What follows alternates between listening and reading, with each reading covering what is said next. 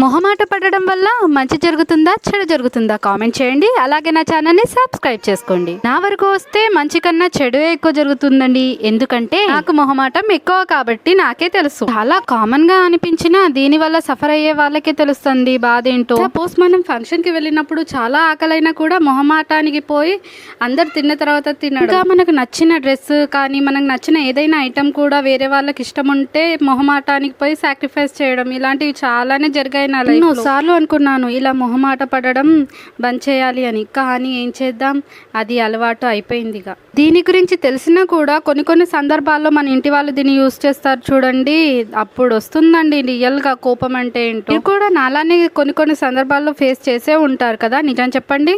ఈ రోజైతే మా ఇంట్లో స్పెషల్ గా శనగపిండి ఆమ్లెట్ అయితే వేస్తున్నా. చాలా సింపుల్ అండ్ ఈజీగా అయిపోయే రెసిపీ ఏదైనా ఉంటే అది ఇది.